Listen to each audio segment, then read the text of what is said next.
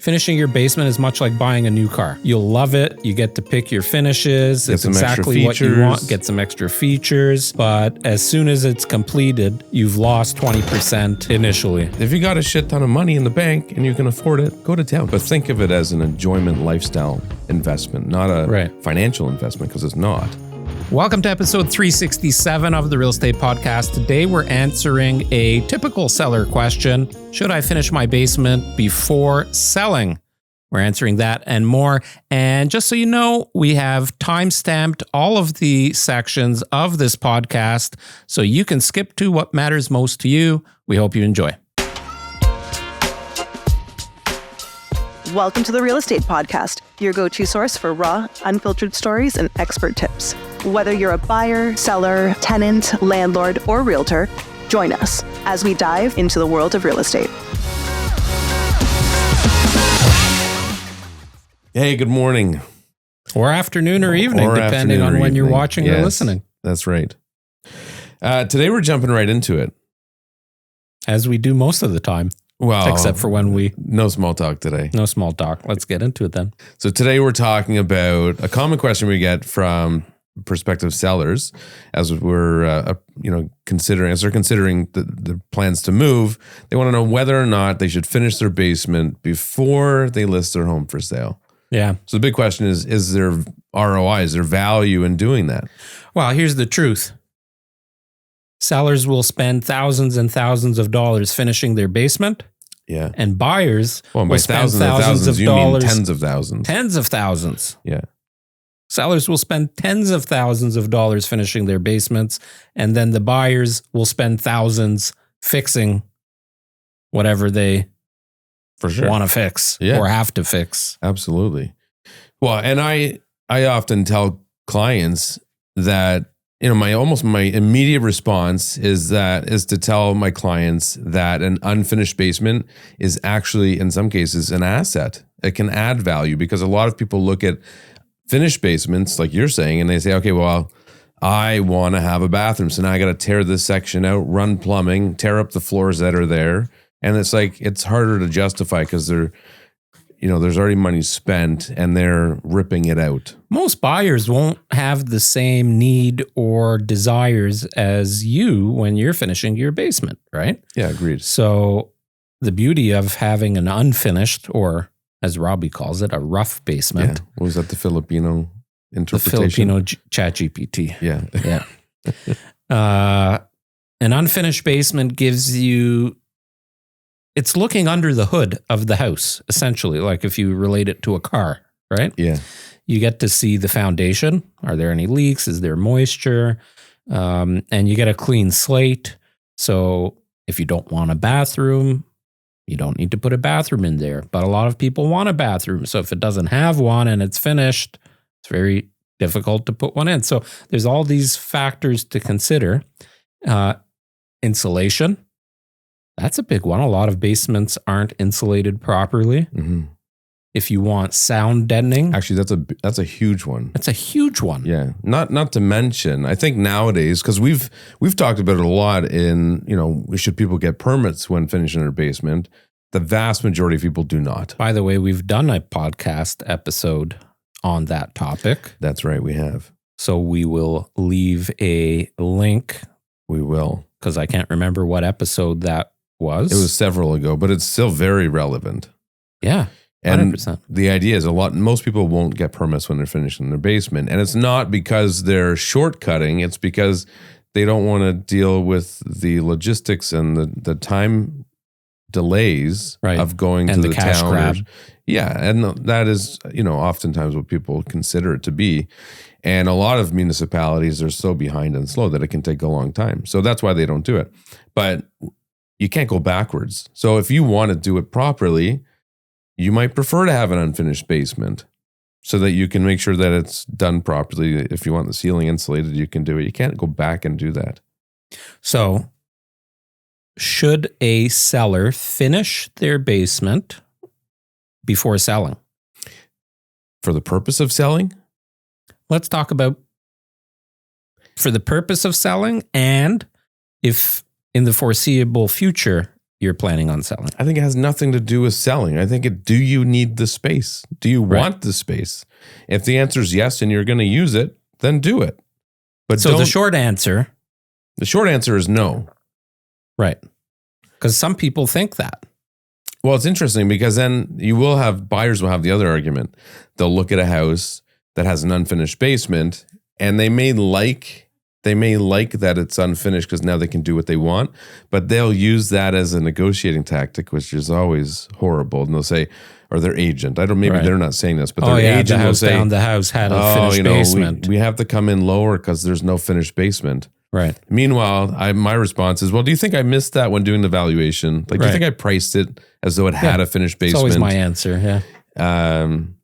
But, oh, really? I thought it was finished. Yeah. Maybe we should lower the price. Well, and that goes to support our claim that, of course, buyers want it finished because if it's finished to their liking, they'll spend less on it because you've had to spend more because the return is a negative return. It also poses another angle to that is everybody's level of what's acceptable might be different. Well, and here's another example. In most houses, if I'm looking for houses to buy a house, I would be turned off by a house that had a very formal, proper, finished basement apartment.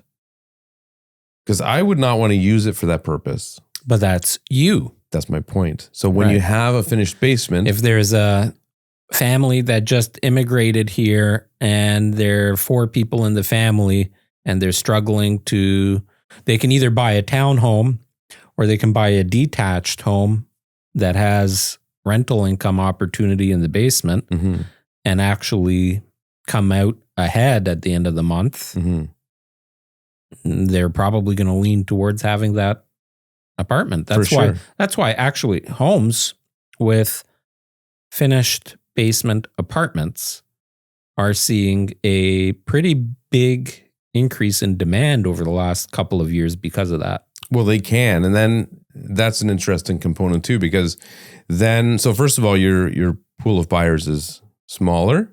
Yeah. But there is value to the basement. The question is there enough value to offset the cost of building it?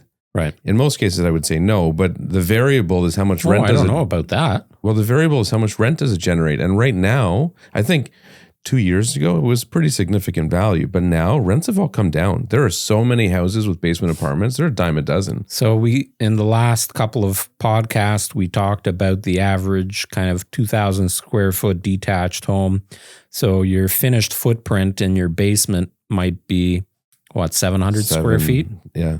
So how much would a legal 700 square foot basement apartment, let's say 1 bedroom, full bathroom, little galley kitchen, how much would that rent for currently in Halton and Peel region? Obviously. Well, they're very different. But we're Milton, so let's stick with Milton. Okay.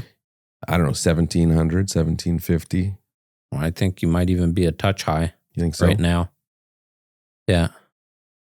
So let's just say 1,750. And there's other variables like do you have, of course, where's your parking? So what's the entrance like? Let's just say 1,750. How much, like if you were to take your basement as an example and it's obviously finished now, but like if you were to make that a legal basement apartment. From scratch. I would think, I'm trying to think of how much did I spend on it then? Permitted, obviously. Yeah, it's obviously permitted. I would never do my basement 100 grand unpermitted. No, I think you're a bit high. I would think you're like with appliances and I was going to say the range would be like 60 to 80 depending on the contractor. Yeah. Okay. Actually, we should ask. I was chatting with the guy across the street from us on the corner there. He just did that. Oh yeah, I saw. So I should find out because now we've become chatty. That basement's got to be pretty small, though, because that's only a 1,600 square foot home. Yeah. Yeah, it's probably 500 square foot apartment. Right. So maybe $1,500 a month. Yeah. So if it costs you 80 grand on top of your mortgage, that's not a lot of money extra on your mortgage monthly payment. No, it's a good investment from that perspective, but does it add 80 grand in value? I don't think so. Yeah. So, and that's where it depends how you analyze that too. It's a great spend. Right? So think about it. 80 grand on a mortgage right now is going to cost you $450 a month. Roughly. I don't know. And if you can rent it out for $1,600 a month, let's say. Yeah. After expenses and whatever on a monthly basis, you're probably netting an extra $1,000 a month. I would think which helps pay for about $200,000 on the rest of the home mortgage. Yeah. Well, it's funny. I was watching a video. So that's a swing. You know, that's a big swing, $200K. Yeah. I was watching a video yesterday about cap rates. That guy was explaining cap rates. Yeah. And he was talking about how some markets have a really high cap rate, so you have good cash flow, but you're not banking on appreciation because the market's kind of stagnant. Yeah. And then other markets where you see a lot of appreciation, you've got a much lower cap rate, kind of in like the 4 to 5 range. Yeah. But you're banking on appreciation, so it's a bit more risky. But I think the single family residential homes, if you look at it from a commercial valuation perspective like that, or multi-residential perspective, it would have a high cap rate because that's kind of where that sort of real estate would fall. Yep. Because the cost to add that extra income is relatively low.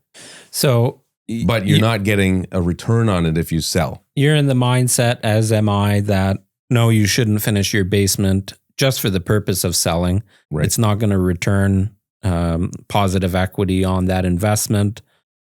There's a lot of time, hassle that goes into doing that. Mm-hmm. But what if you plan on selling in the next couple of years? Let's say I'm your client and our current home we're feeling the pinch, right? Got a couple of kids. We've been there for a long time now and we've outgrown the home because that's what happens most of the time, right? You outgrow the home. The basement's not finished yet. So the easiest way to add space would be to finish the basement or move. We can't move yet for whatever reason or don't want to move yet, but we are planning on moving in 2 to 5 years. Mm-hmm. Do you finish the basement? And it depends on your finances. Okay. If you can't afford to do it, no, don't do it. Just live with the basement unfinished. And make so it a we were kid's going to play finish area. the basement and put it on the home line equity. Home line of credit. If you can't afford it, don't do it. When you say can't afford it, to pay cash for it? Well, I would say from the perspective, I mean, everyone knows their finances. I would say, yeah, ideally you're paying cash for it. I think you need to think of, like, let's go back to our money savings tips. Like, this is at a higher level, but it's just as important because right now there's tons of power of sale properties. I was looking at one the other day where it was one they bought in 2020 before the crazy market. Yeah. They got it for a great price, but they probably spent $500,000 renovating it. Oh, wow. Right. And they got themselves into a pinch and now they can't afford it and they're power of sale. So, I think it comes down to your finances. If you got a shit ton of money in the bank and you can afford it, go to town, do whatever you want so you'll enjoy it. But think of it as an enjoyment lifestyle investment, not a financial investment because it's not. It's like buying a brand new vehicle. Did you need a brand new vehicle? Right. As soon as you drive it off the lot, it's worth 25% and most people buying less. them, they know they're making that decision, right? They know they're losing the money. That's actually a good analogy. Yeah. Finishing your basement is much like buying a new car. Right. You'll love it. You get to pick your finishes. It's exactly what you want. Get some extra features. But as soon as it's completed, you've lost 20%. Right. Maybe even initially. Maybe even the keeping up with the Joneses effect where now you can host and entertain people and look cool. Right. Because you got a pool table in the basement or whatever. 0 to 60 in 3 seconds. Right. I got a pool table, a eucalyptus steam room. That's right. But can you afford it? Right. Some people can afford it and then great, do it because it's awesome. Like I love having a finished basement. We use it all the time. If you got a Range Rover in the garage, adding a Porsche is not a big deal. Well, unless you're bankrupt and then you shouldn't have either. But I think that's really what it comes down to. Most people driving Range Rovers might be. I imagine so. I think that's what it comes down to is can you afford it? Like be brutally honest with yourself. If but then have the expectation that you're not going to get a return on that quote unquote investment. You're investing in yourself. Yeah. Yeah. But I mean, I think a lot of people overthink this stuff. Like, what do you want to use it for? Do you want more space for the kids? Let them run around and play hockey in the basement and shoot a puck around against the walls. Like, that's what I did growing up. Yeah, so did we for the longest time. And the other components, now that I'm thinking of when I was a kid, my dad finished our basement. He was handy. So did mine. Yeah. So if you're handy, but again, be brutally honest with yourself. Right. If you think you can do it. Well, framing and all of that stuff is not that difficult. Well, until a nail gun shoots you in the face. Did that happen to you? No. To your dad? No. Actually, there's a video of my sister-in-law, Erin. She was outside filming while Brad and their contractor were building the frame for their new garage. Yeah. And they shot the nail gun. Brad actually did it. And it ricocheted off the ground and hit her in the glasses while she's recording. Oh my God. Yeah. So yeah, always there's a risk that to it, safety gear. Mm-hmm.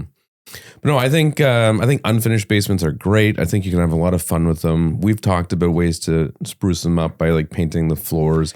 When we started KT Quick Tips in 2012, right, we set up a studio. We've kind of elevated our game now, but it was in my basement. Yeah. I had some gym equipment. Would we have loved to have had a legit studio that was, fancy? Sure. Like this one? Yeah, but we couldn't afford it. So we made do and we were sensible about it. So I think that's where the true answer lies, is whether or not you can genuinely afford it. And not even stretching. Like maybe your money would be better put into an investment of some sort. Like I think I've been having that conversation with people lately, like friends and stuff, like about retirement. Like how much money do you have invested? And so many people have no money. So many people are not invested. They have no retirement plans. Shit. Do you know what's going on in the economy, bro? Well, no, but these same people are spending money on stupid things. Yeah, well, that's, hey, you and I think a little bit differently in that, although, we're both good financially and good with money and know how to make money, which I think is a big component of that. But I'm in the mindset that I don't know if I'm going to be dead next week, right? Like you can't live with planning for your 80s because you don't know if you're going to make it. There's a balance in there. Yeah, there is. Yeah. You have to have that balance. Yeah, otherwise why are you working so hard? Yeah, I look at my grandfather as an example for the last, 25 years of his life after he retired. He was very tight with his money and didn't treat himself to anything, very seldomly. Mm-hmm. Not for going out for a dinner or whatever, but he would, wear the same shirts for 25, 30 years, not go on any elaborate. I think these pants are 30 years old. I was telling Robbie today, my thighs are ready to pop out of them. Yeah. I didn't want to say anything, but they don't look 30 years old. You have 30-year-old pants? No, I was not wearing these when I was 10 years old. But. Okay. Well, I don't know. Yeah. Anyway, just before we wrap up, a couple of quick tips. If you are selling a home with an unfinished basement, one of my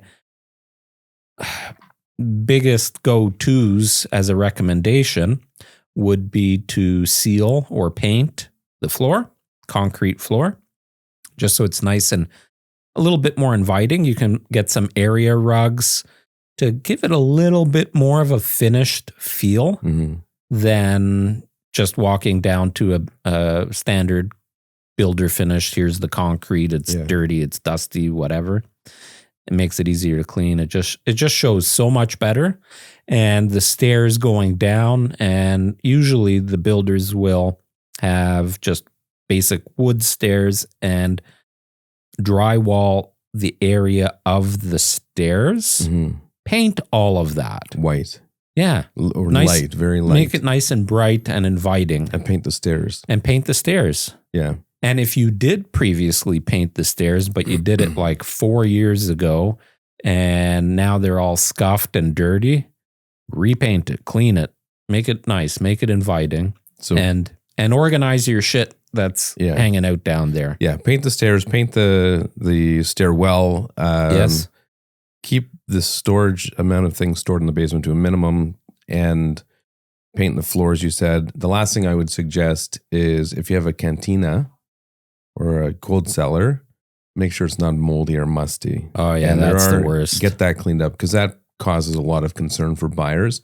But if you do all of that, I've recently had clients I've taken down into basements where it was like that, and they were like, their eyes light up. They're like, wow, this is really nice. Right. And that's the effect that a nice unfinished basement can give you. Good way to end it. All right. Thanks for listening to episode 367. If you're thinking of finishing your basement, there's one thing that you absolutely need to know first, and that's all of the details about permits. We did an excellent episode, and clicking right here, you'll learn all about permits, when you need one, how to get it, all of that stuff. Make sure you watch or listen to that episode.